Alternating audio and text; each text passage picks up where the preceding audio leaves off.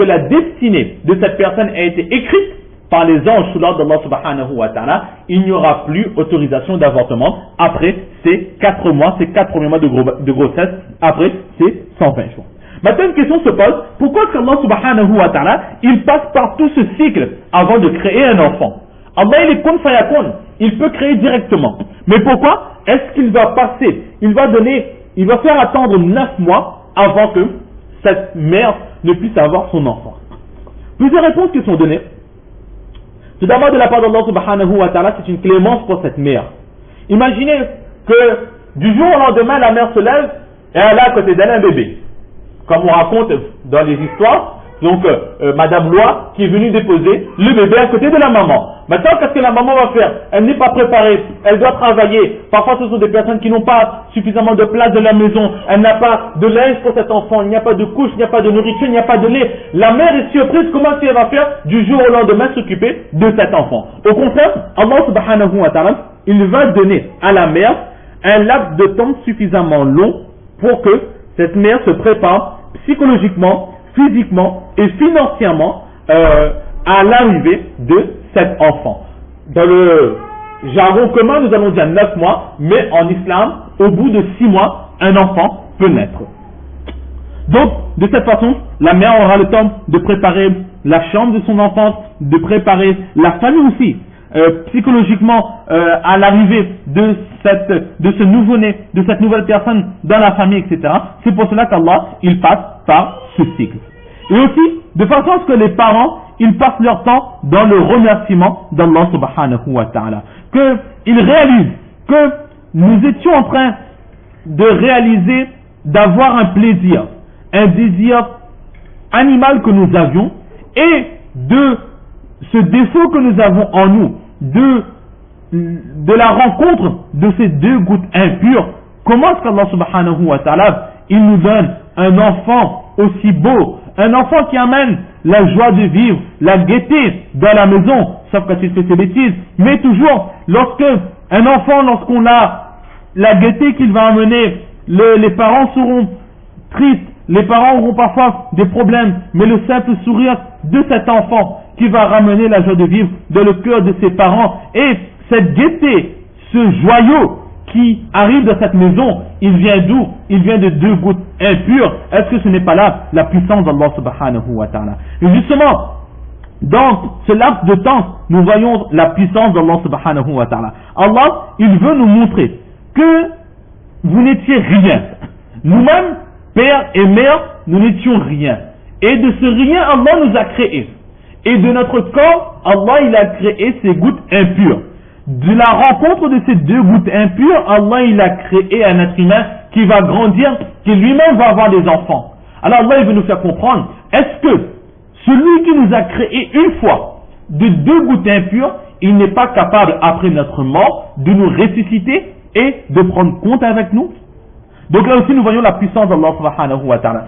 Un autre enseignement que nous tirons dedans, c'est que Allah, il nous donne un enseignement très très important. Allah dit, le prophète sallallahu alayhi wa sallam, il nous dit, essayez d'adopter les qualités d'Allah subhanahu wa ta'ala. Parmi les qualités d'Allah subhanahu wa ta'ala, c'est quoi? C'est que Allah, il ne se presse pas pour faire quelque chose. Il prend son temps, avec beaucoup de recul, avec beaucoup de réfléchi. Ce n'est pas que lorsque quelque chose passe par la tête, que tout de suite, parce que nous avons eu cette idée, il faut s'empresser, il faut aller tout de suite, il faut acquérir cette chose. Nous avons vu dans un catalogue quelque chose, on a aimé, tout de suite sans réflexion, sans réfléchir, on court dans le magasin, on achète cette chose, et lorsque cette chose a été achetée, on se pose la question, mais qu'est-ce que je vais faire de cela? Là, c'est trop tard. Allah, qu'est-ce qu'il dit? D'agir avec réflexion, avec beaucoup de sagesse. Al-ujlatu min ash-shaytan. S'empresser pour faire quelque chose, ça c'est les signes, les qualités de Shaitan, ce sont les défauts de Shaitan. Et Allah nous dit, Allah lui-même il prend son temps pour créer cet enfant, 9 mois en général, pour que cet enfant il prenne vie. Alors nous aussi, lorsque nous avons quelque chose à faire, une idée en tête, ne pas s'empresser. Oui, se presser dans l'adoration d'Allah, mais dans tout ce qui est mondain, alors là, réfléchir, agir avec réflexion. Dans un autre verset, qu'est-ce qu'Allah dit? Inna rabbakumullah que votre Seigneur c'est Allah, celui qui a créé les cieux et la terre, pas d'un seul coup, mais en 6 jours. Il va prendre son temps pour créer cela. Il y aura, et là ce sera quelque chose de parfait. Dans les cieux, il n'y a aucune fissure.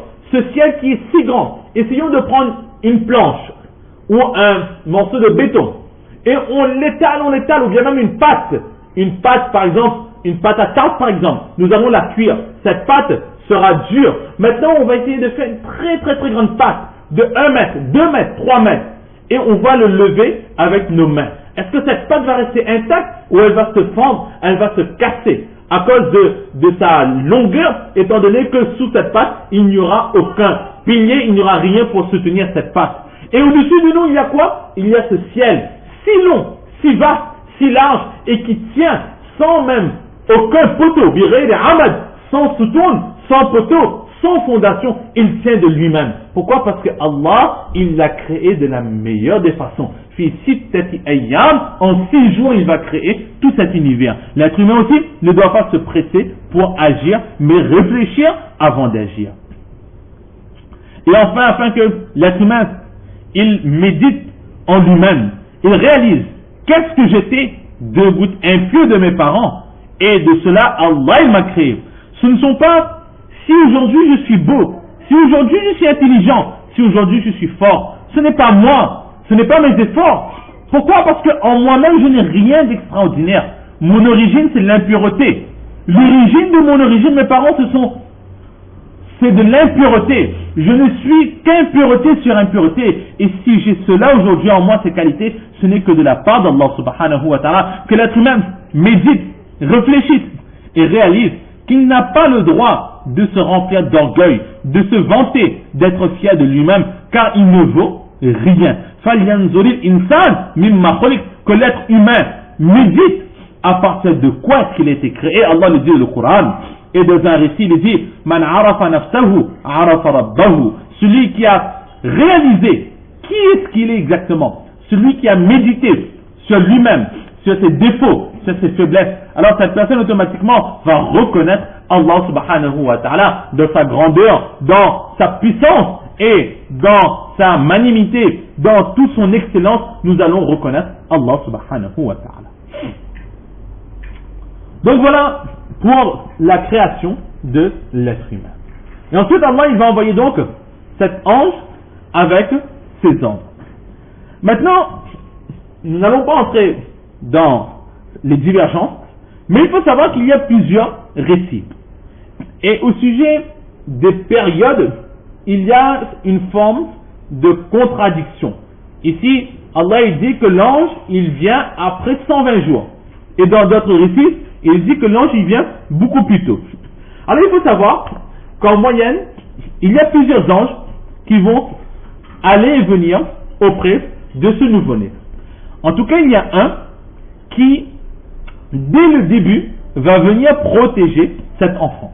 Alors que la goutte impure du père sera toujours impure.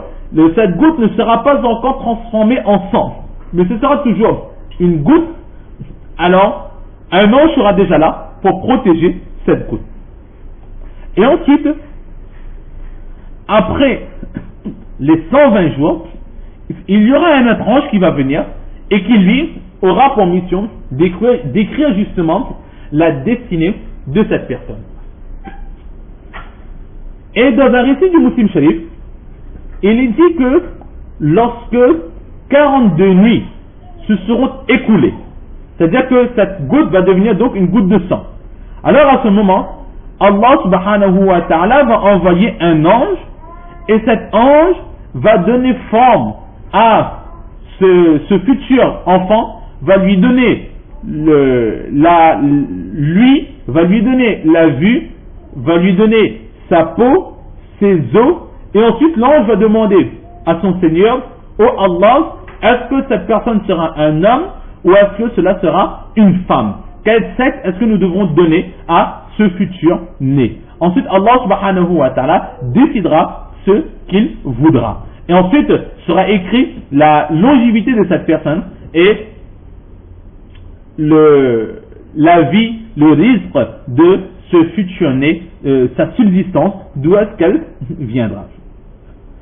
Mais maintenant, il faut comprendre tous ces récits. Alors le résumé à peu près, pour être très simple, pour ne pas s'embrouiller les idées, nous pouvons comprendre que la première étape c'est quoi? C'est qu'après 40 jours, l'ange va recevoir de la part d'Allah subhanahu wa ta'ala la connaissance.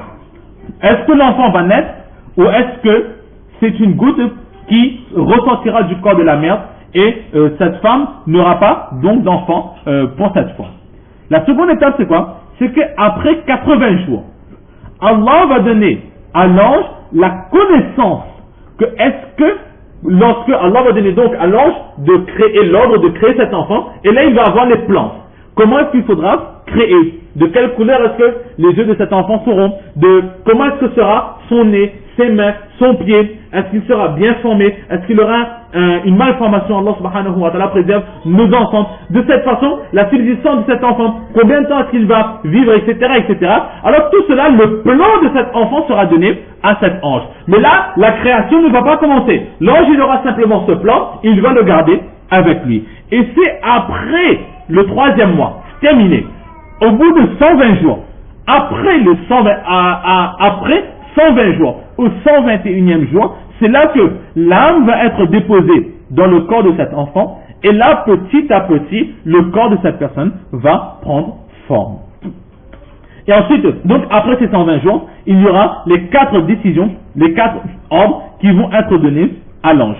Et donc, les actions de cette personne vont être écrites. C'est-à-dire qu'Allah va décider, va dire que cette personne va faire telle bonne action et tel péché. Ensuite, combien de temps est-ce qu'il va vivre et à quel moment est-ce